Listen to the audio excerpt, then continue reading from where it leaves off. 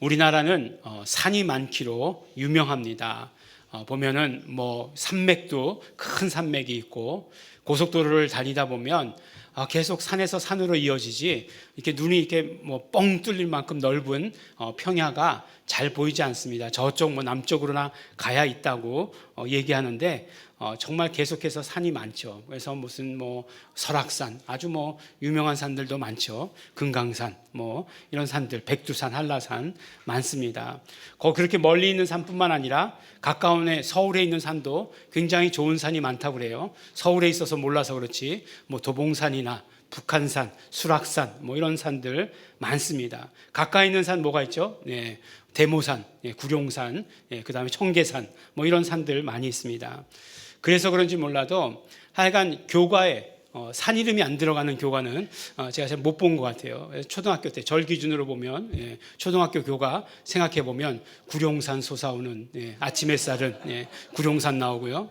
중학교 때 교과 보면은 북악산 정기 흘러 관악에 닿고 흐르는 한강물이 뭐 굽이치는 곳 이렇게 되어 있는데 북악산하고 그 관악산하고 얼마나 멀리 떨어져 있는데 그 중간에 있으면서 완전히 이쪽 산 저쪽 산 다 얘기해요. 고등학교 때는 좀 세련된 고등학교를 다녀가지고 산 이름도 안 들어가고 그 다음에 학교 이름도 안 들어간 그런 교과가 있었습니다. 근데 여러분들 뭐 이렇게 말씀드리지만 여러분들 사시는 주변에도 산 굉장히 많이 있죠. 그래서 보면 운동으로 산을 다니시는 분들이 굉장히 많은 것 이렇게 보게 됩니다. 개인적으로 저는 산을 오르는 것을 좋아하지 않습니다. 왜 좋아하지 않을까요? 운동 능력이 떨어지는 거죠. 운동 능력이 떨어져요. 그래서 산을 잘 타시는 분들 보면 다람쥐 같다 이런 표현들을 쓰지 않습니까? 보면은 정말 신체 구조가 저하고는 정반대죠. 아주 이렇게 날쌔게 생기셔가지고 그렇게 이렇게 산을 잘 이렇게 움직이시는 것을 보게 되는 겁니다. 그래서 그런지 몰라도 뭐 중고등학교 때 뭐 등반 대회 뭐 이런 것을 빼고는 산에 올라가 본 적이 거의 없는 것 같아요. 제 의지로 가까운 청계산 한번 갔다가 죽을 뻔한 다음부터는 절대로 안 갑니다. 청계산도 이렇게 뭐 이렇게 가파른 코스가 있고 완만한 코스가 있더라고요. 완만한 코스를 택했겠죠. 그래도 힘들더라고요. 그래서 어느 중간까지 가다가 자 이제 하산하자 그러고 이렇게 내려왔던 그런 기억이 납니다.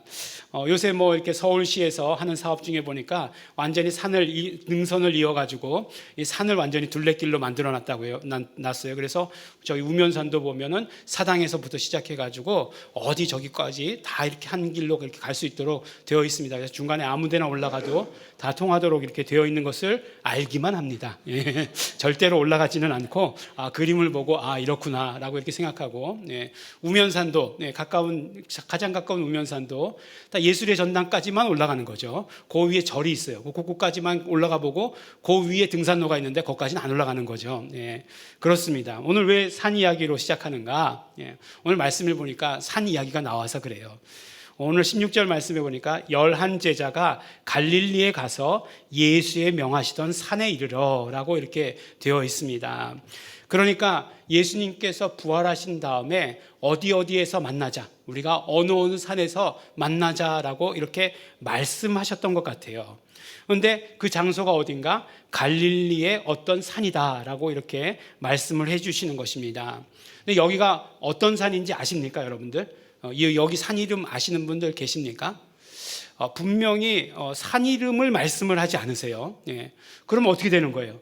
어떻게 되는 거냐 하면 그때 예수님께로부터 그 장소에서 말씀을 들었던 사람만 그 산이 어딘지를 아는 거죠.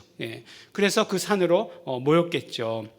근데 만약에 그 산 이름 모르는데 그 산 어딘지 모르는데 모르는 사람한테 물었다 이렇게 생각해 보시기 바랍니다. 그럼 엉뚱한 산에 가서 이제 헤매고 있는 거죠. 그래서 뭐 갈릴리의 산이 뭐 하나밖에 없었겠습니까? 그렇지 않겠죠. 갈릴리에도 산이 여러 지역에 있었겠죠. 갈릴리 호수가 이렇게 있으니까 그 중심으로 아주 여러 곳에 산이 많았을 것이에요. 그렇기 때문에 우리 그 유명한 그 예화 있지 않습니까? 이제 그 나폴레옹이 100만 대군을 이끌고 알프스 산맥을 넘기로 했습니다. 그래서 가장 높은 산을 보고서 모든 그 부하들에게 저 꼭대기를 정복하라라고 이렇게 명령을 했어요. 다 이제 막 정말 그 어려운 가운데 그 산을 딱 올라갔습니다. 그랬더니 딱 올라가서 보니까 저쪽에 더 높은 산이 있는 거예요. 그래서 그 나폴레옹이 뭐라고 얘기했겠습니까? 이 산이 아닌가벼. 딱 그렇게 얘기했다는 거 아니에요? 예, 이 산이 아닌가벼. 그래가지고 거기서 50만이 놀라가지고 예, 다 이제 죽어버리고 그 다음에 이제 그 더 높은 산으로 다 나머지 50만을 딱 이끌고 올라갔는데 나폴레옹이 뭐라고 얘기하죠? 예, 예, 아까 그 산이 맞는가벼. 딱 예, 그렇게 얘기하는 거잖아요. 그래서 나머지 50만도 다 죽었다. 뭐 이런 얘기가 있는데 예, 이게 역사 얘기는 아니죠. 예, 또 어디 가서 나폴레옹이라고 얘기하고 이렇게 역사 얘기라고 얘기하고 목사님이 얘기해 주셨다 그렇게 얘기하면 절대로 안 됩니다. 예, 알프스 산맥하고 관계가 있는 건 맞지만 예, 절대로 그렇진 않습니다. 무슨 말씀이냐면 예, 우리가 이 산 저 산 막 돌아다니면서 저 산이 맞는가벼, 아까 그 산이 맞는가벼 이렇게 하고 돌아다닐 수는 없다는 거예요. 무슨 말씀이냐면 예수님 말씀을 들었던 자들만 예수님의 명하신 것으로 모일 수 있다라고 하는 것이에요. 예수님께서 부활하신 다음에 분명히 예수님께서 이 산으로 모이라라고 이렇게 말씀하셨거든요. 학자들은 또 이 산이 어딘가 밝혀내는 것을 굉장히 좋아하지 않습니까? 그럼에도 불구하고 딱 이 산이다라고 이렇게 말하는 학자들은 없어요. 대부분 이제 예수님께서 심령이 가난한 자는 복이 있나니라고 이렇게 선포하셨던 그 팔복산을 말하거나 아니면 예수님께서 아주 신령한 모습으로 변화하셨던 변화산, 그러니까 이제 그 산 이름은 진짜 산 이름은 다볼산이죠. 그 산이거나 둘 중에 하나일 것이다 라고 이렇게 이야기하는 것이에요.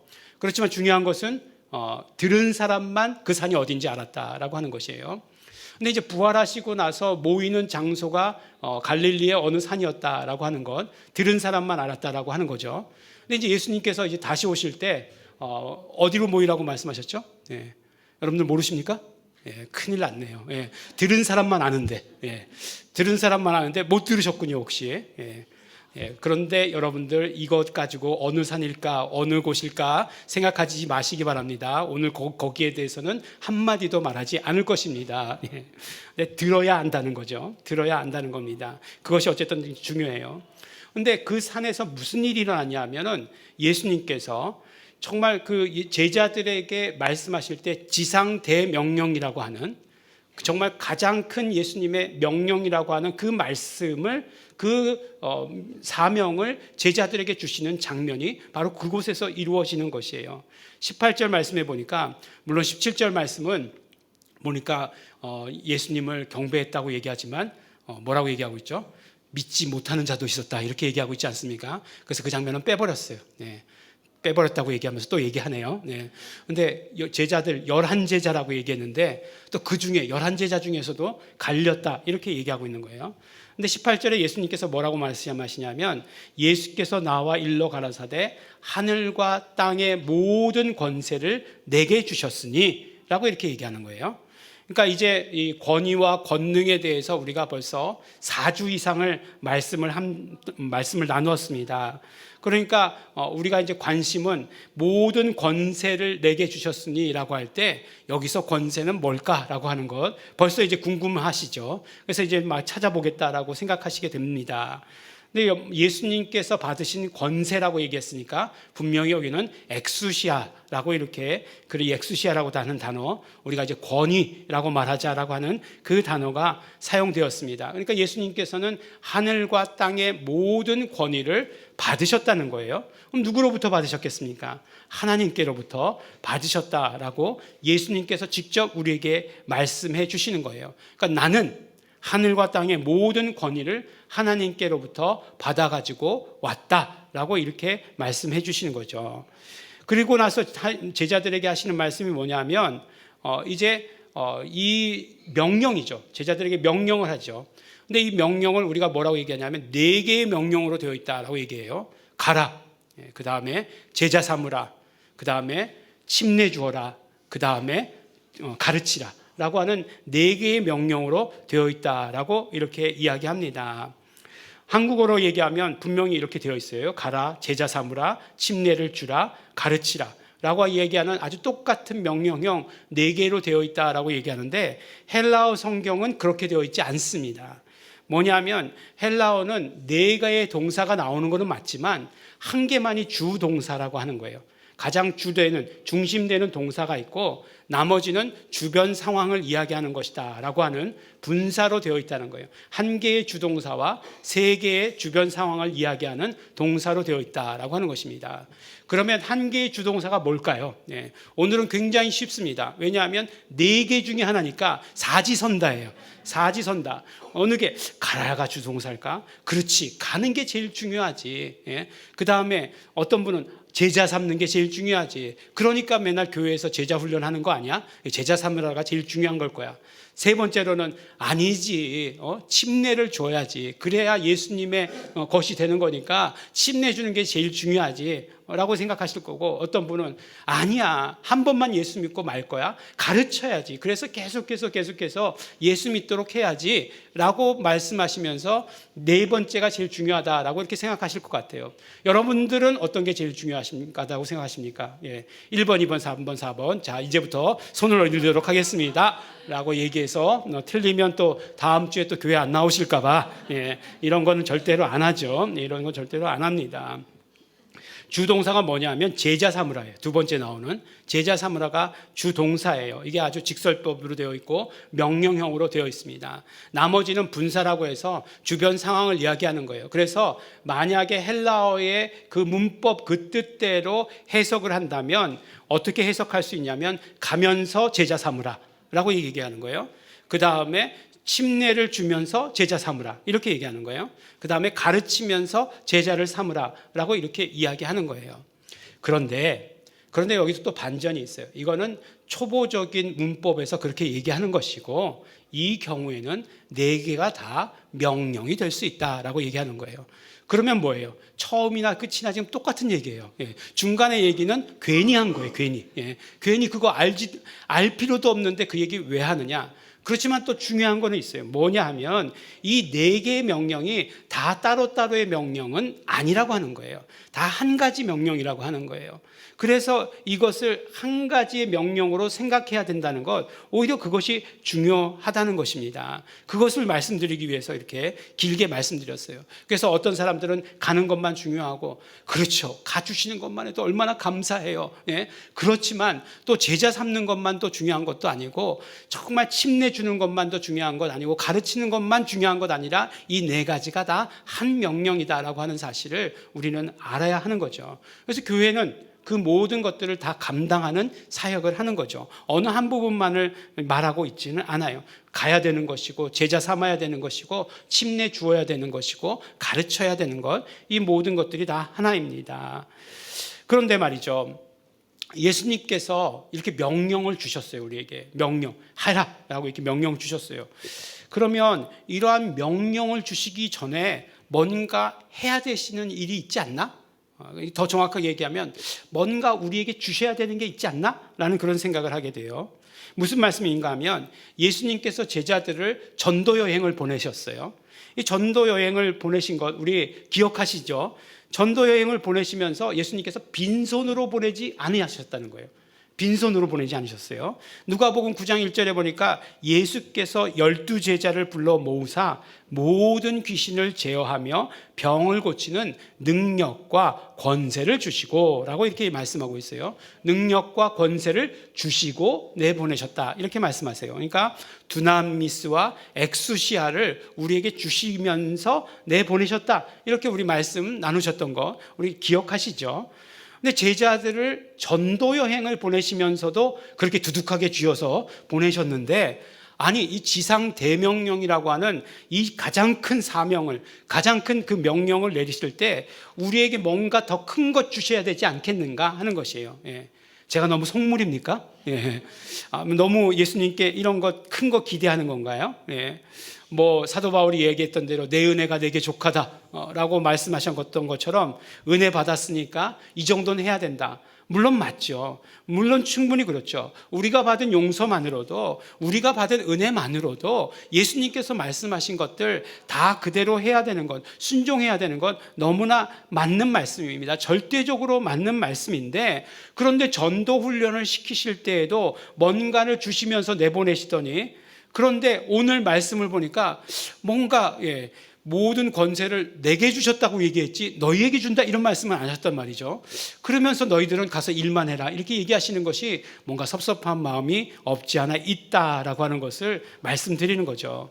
근데 오늘 본문을 자세히 보면 19절에 뭐라고 되어 있냐면 19절이 어떻게 시작하냐면 그러므로라고 이렇게 시작하고 있습니다. 그러므로라고 하는 것으로 시작하고 있어요. 사실 우리나라 성경이 헬라어 성경을 번역할 때 가장 빼먹고 많이 번역하는 게 뭐냐면 접속사예요. 접속사. 그리고 그러므로 그러나 이런 것들 많이 빼먹고 이렇게 번역하기도 합니다. 근데 오늘 말씀을 보니까 아주 그냥 그것을 충실하게 번역하면서 그러므로라고 이렇게 기록해 나왔습니다. 근데 이 그러므로라고 하는 것의 말뜻이 무엇이에요? 이 그러므로라고 하는 것은 인과관계를 설명하는 접속사예요. 그러니까 앞에 나온 말들이 원인이 되는 것이고 뒤에 나오는 말들이 결과가 되는 것이에요. 그러니까 앞에 나오는 구절에 그 원인을 가지고 뒤에 나오는 구절에 결과를 말씀하시는 것이죠. 그러니까 원인이 뭐라고 말씀하시는 것이에요? 원인이라고 얘기하는 것은 앞에 나온 것이에요. 예수님께서 말씀하셨죠. 하늘과 땅의 모든 권세를 내게 주셨다라고 하는 것이 원인이에요. 그 다음에 결과는 뭐냐면 너희들은 가라 라고 하는 게 결과라고 하는 것이에요. 근데 이 말씀이 이해가 되냐 하는 거예요. 이 말씀이 금방 이해가 됩니까? 물론 내가 이해가 되어야 성경이다 이렇게 말씀드리는 건 아니에요. 하지만 이해가 안 되는 곳에 항상 뭐가 있죠? 은혜가 따라오죠. 이해가 안 된단 말이에요. 분명히 원인은 뭐냐 하면은 예수님께서 내게 권세를 주셨다. 하나님께서 모든 권세를 내게 주셨다. 그런데 너네들은 그냥 가라 라고 얘기하시는 건 많이 섭섭하고 많이 원인과 결과로서의 느낌이 안 온다라고 이렇게 하는 거죠. 그래서 이러한 섭섭함을 계속 가지면서 성경을 계속해서 읽죠. 뭐라고 말씀드렸죠? 우리가 이해가 되지 않을 때는 어떻게 해야 된다고요? 그 다음 절을 읽어라. 계속해서 읽어 나가야 된다 이렇게 말씀드리지 않았습니까? 그 마음을 품고서 읽어보니까 가라 제자 삼으라 성부와 성자와 성령의 이름으로 침례를 줘라 가르치라 라고 하는 말씀 다음에 무슨 말씀이냐면 보니까 내가 너희와 항상 함께 있다. 언제나 세상 끝날까지 라고 이렇게 얘기하는 거예요. 내가 너희와 함께 있다. 언제나 세상 끝날까지 이렇게 말씀해 주시는 것이에요. 그래요. 그러면 말씀을 다 듣고 보니까 그래요. 그러면 그렇지.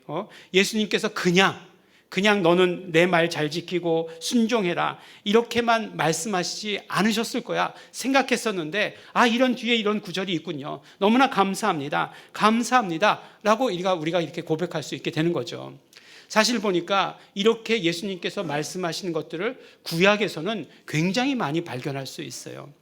우리 지난주에도 말씀 가운데 함께 나누었지만 이제 하나님께서 모세에게 사명을 주십니다. 어떤 사명을 주셨죠? 80이 된 모세를 부르셔가지고 너희 민족을 이스라엘 족속을 애굽에서부터 끌고 나와라 라고 이렇게 말씀하시는 그 사명을 주지 않습니까? 그런데 모세가 느끼기에도 이게 정말 엄청난 사명인 것을 알았어요. 그래서 모세는 계속해서 하나님께 말씀을 막 그냥 계속 얘기하는 거죠. 요새 이런 말들 좋아하죠. 만약에 말이야, 만약에 이런 일이 일어나면 너 어떻게 할 거야? 만약에 말이야, 이렇게 많이 물어보더라고요. 그래서 만약에 그 지옥에 빠지면 헤어나오지 못한다, 이렇게 얘기하는데 만약에 말이야, 하나님. 만약에 말이죠. 이스라엘 백성들이 나에게 누가 보냈냐고 물으면 그 사람 이름이 뭐냐고 물으면 뭐라고 대답해야 됩니까? 계속해서 이렇게 막 물어보는 거예요. 그래서 출애굽기 3장 11절에 보니까 모세가 하나님께 고하되 내가 누구간데 바로에게 가며 이스라엘 자손을 애굽에게서 인도하여 내리까? 라고 이렇게 물어보는 거예요. 아니 하나님 내가 뭔데요? 내가 무슨 자격이, 나 지금 광야에서 도망가고 있는 그 신세 아닙니까? 인생이 그냥 광야에서 방황하고 있는 이 인생인데 내가 뭐라고 하나님 나를 부르셨습니까? 내가 능력이 그렇게 되는 사람이 아니에요. 뭔가 한번 해보려고 했다 욱해가지고 사람 죽이고 그런 일밖에 안 해요. 막 그냥 그렇게 얘기하는 거죠.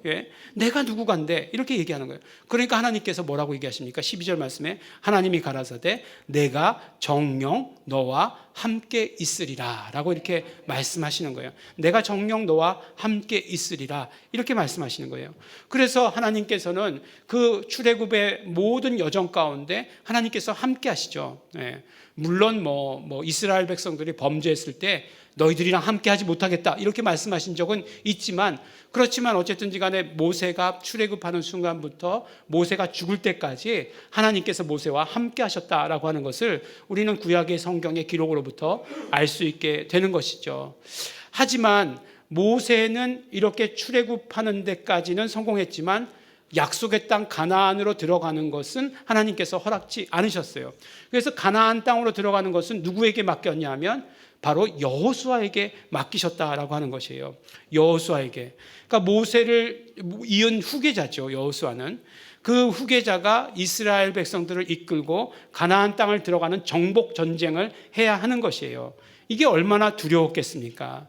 이 모세라고 하는 정말 몇 세기 만에, 그리고 역사상 최고의 리더다라고 하는 그 정말 큰 지도자 아닙니까?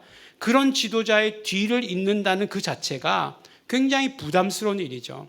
그럼에도 또 어떤 일도 해야 돼요? 전쟁도 해야 되는 거예요. 정복 전쟁도 해야 되는 것이에요. 이것이 얼마나 두렵고 떨리는 일이었겠습니까? 보니까 그렇더라고요. 큰 지도자가 나오면 그 다음 나오는 지도자가 빛을 발하지를 못하더라고요. 역사에서 보면 큰 지도자 뒤에 계속해서 큰 지도자가 나왔다, 이런 얘기를 들어본 적이 없어요. 그렇지 않습니까? 정말 그 아버지는 훌륭했는데 아들은 좀 이렇게 얘기하는 경우 너무 많지 않습니까? 물론 청출어람이라는 말도 있지만 요새 보니까 여야를 떠나서 대통령으로 나오면 얼마나 대단한 사람이에요. 훌륭한 리더 아니겠습니까? 근데 이제 그 아들들이 이렇게 하는 어떤 행동들을 보면 참 그만 못하다라고 하는 것들을 우리가 쉽게 이야기할 수 있다는 거예요. 여호수아는 더 했겠죠. 여호수아는 모세가 얼마나 큰 리더였습니까? 근데 그 뒤를 잇는다는 건 쉽지 않았어요. 두려웠어요. 그러니까 정말 두려워하면서 이제 그 정복 전쟁을 치르기 전에 이제 그 벌판에 나와서 이렇게 하늘의 별을 보면서 혼자 거닐고 있었습니다. 그때 하나님께서 여호수아에게 하시는 말씀이 있어요. 여호수아서 1장 5절에 보면 너의 평생에 너를 감당할 자가 없으리니 내가 모세와 함께 있었던 것 같이 너와 함께 있을 것임이라. 내가 너를 떠나지 아니하며 버리지 아니하리니 마음을 강하게 하라, 담대히 하라. 너는 이 백성으로 내가 그 조상에게 맹세하여 주리라 한 땅을 얻게 하리라 라고 이렇게 말씀하십니다. 감사하게도 모세에게는 한 번 말씀하셨던 것을 보면 여호수아에게는 2번 말씀하세요. 그리고 모세에게 있었던 똑같은 일을 정말 데칼코마니처럼 그렇게 동시에 여호수아에게도 일어나게 합니다. 우리 잘 기억하시죠? 모세에게 일어났던 가장 첫 번째 일은 뭐죠? 홍해를 가르신 것 아니었어요? 근데 여호수아가 정복 전쟁을 치를 때 제일 먼저 한 일이 뭡니까? 요단강을 갈라서 건너간 일 아니겠어요? 물론 하나는 바다고 하나는 강이니까 차이가 있지 않느냐라고 생각할지 모르겠지만 하나님께서는 모세에게 행하셨던 모든 놀라운 일들을 여호수아에게도 그대로 이루어지게 해주시는 것을 우리가 성경을 자세히 보면 알 수 있다라고 하는 것입니다. 그뿐만 아니에요. 하나님께서 기드온에게 사명을 주십니다. 미드안 족속을 쳐라 라고 이렇게 사명을 주세요. 그때 사명을 주실 때에 그냥 사명 주시는 것이 아니라 사사기 6장 16절에 보니까 여호와께서 그에게 이르시되 내가 반드시 너와 함께 하리니 내가 미디안 사람 치기를 한 사람 치듯 하리라 라고 이렇게 말씀하시는 것이에요. 그러니까 하나님께서 무슨 사명을 주실 때마다 뭐라고 말씀하시냐면 내가 너와 함께 하리라 라고 하시는 것을 주시면서 이렇게 말씀하시는 것을 우리가 들을 수 있는 것이에요. 그러니까 예수님께서도 우리에게 가장 큰 사명이라고 하시면서 그 사명을 주시면서 아무것도 안 주신 것이라고 생각되었는데 가만히 보니까 뭐라고요? 구약에서 하나님께서 늘 말씀하신 것과 같은 그 말씀을 우리에게 주셨는데 내가 너와 항상 함께 하리라. 세상 끝날까지 언제나 라고 이렇게 말씀하시는 것을 우리가 듣게 되는 것입니다. 저에게는 참 하나님께 감사한 일이 있습니다. 무엇이냐면 저는 정말 24시간 일주일 내내 365일 동안 함께하는 동역자가 있다는 것이에요. 참으로 감사한 일이에요. 예. 하나님께서 저를 너무너무나 잘 아십니다. 뭔가 너는 혼자서 다 할 수 있는 존재가 못 된다 라고 하는 것을 아시면서 너는 그렇기 때문에 둘이 함께 해야 된다 라고 하는 것을 말씀해 주시고 항상 붙어서 둘이 뭔가 이렇게 함께 할 수 있도록 이렇게 해 주십니다. 그렇다고 해서 여러분들 그 나머지 반쪽의 동역자가 나를 온전히 시중 두는 일을 한다 그렇게 생각하시면 절대로 안 됩니다. 예. 그런 거 결코 아니에요. 그런 게 결코 아니에요. 예. 사실 그렇게 함께하는 동역자가 있다는 것 유지비가 많이 들어요, 여러분. 예. 많이 듭니다. 나는 그냥 라면 끓여 먹어도 되는데 그렇게 할 수 없다는 거예요. 그럼 어떻게 되냐? 밥을 해 먹으면 되지 않습니까? 그렇게 할 수도 없다는 거예요. 그럼 어떻게 해야 돼요? 나가서 사 먹어야 돼요. 그러려면 굉장히 유지비가 많이 듭니다. 아무거나 먹나요? 아니죠. 맛있는 거 먹어야 되죠. 분위기 있는 데서 먹어야 되죠. 많이 들어요. 돈이 많이 들어요. 또 나가려고 그러면 어떻게 해야 되는 거예요? 옷이 없다는 거예요. 입을 옷이 없다는 거예요. 옷장에 그렇게 옷이 많은데 정말 그 옷장에 숨도 쉴 수 없을 정도로 옷이 가득 차 있는데 옷이 없다는 거예요. 그럼 어떻게 해야 돼요? 계절마다 이제 한 번씩 이렇게 사드리고 이렇게 해야 되는 거죠.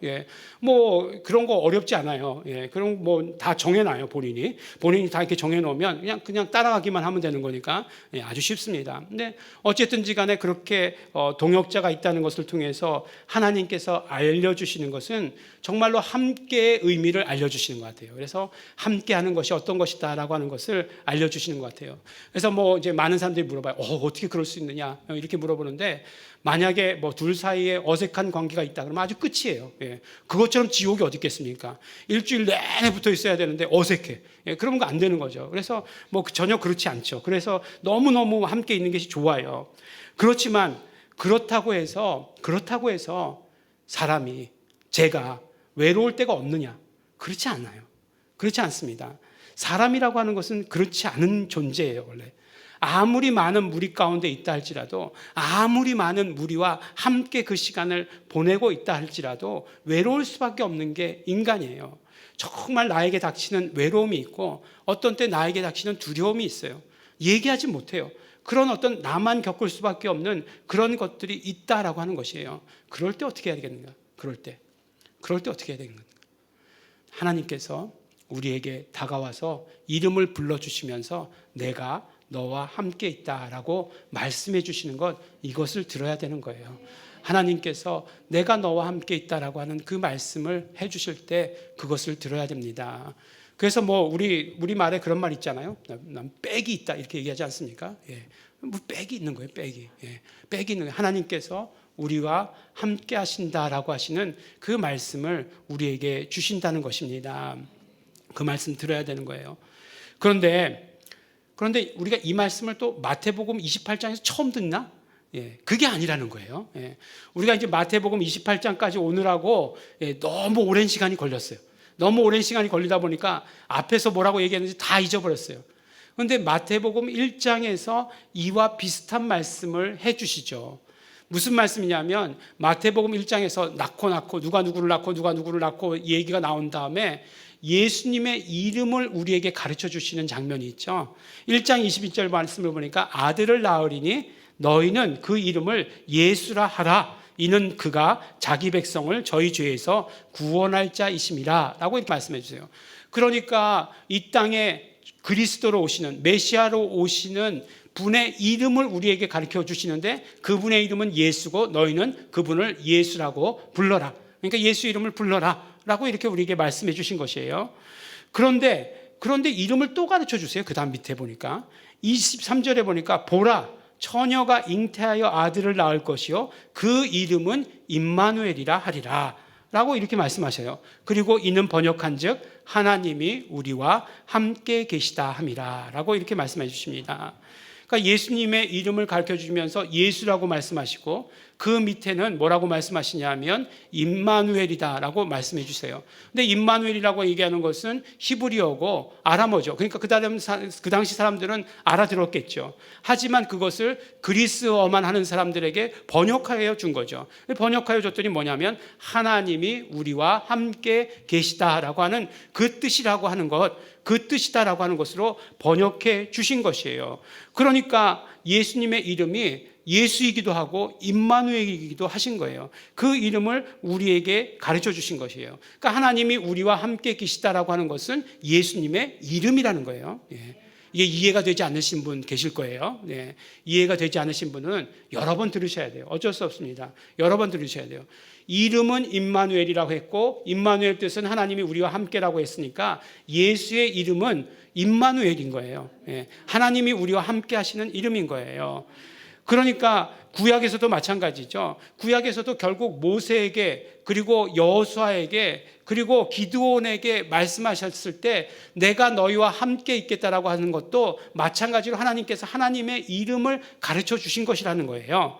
그래서 하나님의 이름을 가르쳐 주어서 하나님의 이름을 부를 때마다 하나님께서 함께 하신다, 임재하신다라고 하는 것을 말씀해 주신 거예요. 그것과 마찬가지로 제자들에게 사명 주시면서 어떻게 하셨느냐, 예수님은 예수님의 이름을 가르쳐 주셨다는 거예요. 임마누엘, 하나님이 우리와 함께라고 얘기하셨는데 예수님께서 내가 너희와 함께 이렇게 말씀해 주시는 거예요. 그러니까 우리가 사명을 받을 때 뭐라고요? 예수님의 이름을 받았다라고 이렇게 얘기하는 거예요. 나는 사명을 받았어요. 그래서 가야 하기도 하고 제자 삼기도 해야 되고 침례주기도 해야 되고 가르치기도 해야 됩니다. 그런데 이 모든 건 내 힘으로 하는 것 아니라는 거예요. 베드로가 안진뱅이를 치료하면서 뭐라고 얘기했습니까? 내가 가진 것으로 내게 주노니 곧 나사렛 예수 이름으로 일어나 걸으라 라고 이렇게 말씀하셨잖아요. 그러면서 하신 말씀이 뭐예요? 이게 내 개인의 권능이 아니다, 내 개인의 능력이 아니다, 내 개인의 경건이 아니다, 예수 이름으로 한 거다 라고 이렇게 당당하게 딱 잘라서 선포하지 않습니까? 그러므로 우리가 사명을 담당하는 것도 내 능력으로 하는 것 아니에요. 내 경건으로 하는 것 아니에요. 내 힘으로 하는 것 결코 아니다라고 말씀해 주시는 것입니다. 바로 예수님께서 예수님의 권위를 우리에게 주셨다는 것이에요. 우리가 정말 사명 감당해야 될 때 예수님께서 우리에게 큰 사명이라고 주시면서 그 사명 감당하라고 말씀하셨을 때 예수님께서 주신 권위로 하는 것이다 라고 말씀해 주시는 거예요. 예수님의 주신 권위가 내 것이 되어야 된다, 이렇게 말씀해 주시는 것이에요. 근데 한번 가만히 보면요, 우리가 이것을 이해하지 못하면 정말 딜레마에 빠지게 되는 거예요. 예수님께서 내가 너희와 항상 함께 있겠다 이렇게 말씀하셨어요. 그걸 들은 사람들이 있어요. 제자들이 다 들었지 않겠어요? 근데 딱 들었는데 그 다음에 어떻게 됩니까? 예수님 승천하세요. 제자들이 어떻게 생각했겠습니까? 누구 놀려? 뭐 이렇게 생각하지 않았겠어요? 항상 함께 있겠다고 말씀하시더니 아니 금방 가셨잖아. 마태복음에서 사도행전까지 얼마나 걸려요? 기껏해야 정말 부활하시자마자 만났다고 해도 40일이에요. 40일도 안 돼가지고 예수님 가실 거면서 내가 항상 너와 함께 있겠다 이렇게 말씀하신 게 이게 무슨 말씀이냐는 거예요. 바로 그 말씀이에요. 바로 그 말씀이 내가 너희와 항상 함께 있겠다라고 하신 말씀, 내가 너희와 항상 함께가 예수님께서 우리에게 예수님의 이름을 주신 것을 말씀하신 것이고, 우리가 그러므로 그 이름을 부를 때마다 예수님께서는 항상 우리와 함께 하시는 것을 경험하게 되는 것이에요. 마치 구약에서 성전에 하나님의 이름을 두었고 하나님의 이름을 부를 때마다 그 성전에서 하나님이 임재하셨던 것과 마찬가지로 우리가 예수 이름을 부를 때마다 우리의 모든 삶 가운데서 이제 예수님께서 함께 하시는 것을 우리는 경험하게 된다라고 이렇게 말씀해 주시는 것이에요. 그러니까 이제 18절과 19절 말씀이, 20절 말씀이 이제 연결되는 거예요. 예수님께서 주신 권위, 예수님께서 모든 권위를 받으셨다라고 얘기하셨을 때 우리에게 무엇으로 그 권위를 주셨는가? 그렇죠. 우리에게 그 이름을 주시면서 예수님의 모든 권위를 주신 것이고, 그 권위를 가지고 너희들은 가라, 제자 삼으라, 침례 주라, 그리고 가르치라 라고 이렇게 우리에게 말씀해 주시고 계시는 것입니다. 그러니까 결국 무엇이에요? 결국 정말 오늘 이 말씀을 하기 위해서 이렇게 오랫동안 말씀드렸는데, 예수님께서 예수님의 사역을 누구에게 맡기셨느냐? 예수님의 사역을 누구에게 맡기셨느냐? 예수님의 권위를 가지고 일할 일꾼들에게 예수님의 사역을 맡기셨다라고 말씀해 주신 것입니다. 11제자가 모였는데 의심하는 자도 있더라라고 얘기했어요. 물론 나중에 보면 그 11명의 모든 제자들이 다 순교하는 제자들, 요한만 빼고 다 순교하는 제자들이 되었기 때문에 예수님께서 명하신 이 모든 말씀들을 다 이해한 것으로 우리가 알 수 있습니다. 그렇지만 오늘날 우리에게 물으실 때 의심하는 자도 있더라 라고 하는 것들 너무 당연한 얘기 아닙니까? 라고 말할 정도로 의심하는 사람 많다는 거예요. 그러나 그러나 역으로 예수님께서 우리를 기대하시는 것은 무엇이냐면 정말로 그 예수 이름을 가지고 예수님의 권위를 가지고 예수님의 명령을 따를 자를 기다리고 계신다라고 하는 것으로 우리에게 말씀해 주시는 것입니다. 예수님께서는 오셔서요, 하나님의 모든 뜻과 계획을 이루셨습니다. 피 흘리시고 죽으시고 부활하시고 그렇게 하나님의 완전한 뜻을 다 이루셨습니다. 예수님의 그 사역을 위해서 하나님께서는 예수님께 하늘과 땅의 모든 권세, 모든 권위를 예수님께 다 주셨습니다. 어떻게 해요? 이름을 주심으로. 그래서 예수 이름으로 그 예수 이름을 수여받은 그 예수님께서는 우리에게 다시 그 이름을 주심으로 말미암아 예수 이름으로 그 이름을 부를 때 나는 너희와 항상 함께 있겠다라고 이렇게 우리에게 말씀해 주시는 것입니다. 예수 이름으로, 그러므로 사명을 감당해라 말씀해 주십니다. 사랑하는 우리 예일중앙교회 성도 여러분, 예수님께서 예수님의 권위를 모두 우리에게 주셨습니다. 예수 이름을 통해서 주셨습니다. 그 이름을 주시면서 우리에게 오히려 부탁한 것들이 있습니다. 그 이름만 받으면 끝이 아니라 그 이름을 주시면서 모든 권위와 권능을 주시면서 가라, 제자 삼으라, 침내주라, 가르치라 말씀하시고 계십니다. 이 사명에 온전히 순종하시는, 이 사명을 위해 결단하시는, 이 사명을 위해서 이름 부르시며 나아가시는 우리 성도 여러분 되시기를 예수 이름으로 축원합니다. 기도하겠습니다. 우리 기도하실 때 우리 정말 감사하시면서 기도하시기 바랍니다. 하나님 아버지, 우리에게 예수 이름 허락하여 주시어서, 예수 이름을 우리에게 주시어서 그 모든 권위와 권능을 우리에게 주신 것 너무나 감사하고 감사합니다. 우리가 사명받았습니다. 우리 정말 두렵고 떨리는 마음으로 받았습니다. 우리가 무엇이 간데 이런 사명을 감당할 수 있겠습니까? 그러나 내 힘으로 하는 것 아니고 내 능력으로 하는 것 아니고 오직 예수 이름으로 하는 것이라 말씀하셨사오니 우리 정말 용기를 가지고 힘을 내서 예수 이름 부르며 나아가기를 소원합니다. 순종하겠습니다. 우리 감사하시면서 결단하시면서 다같이 통성으로 기도하시겠습니다.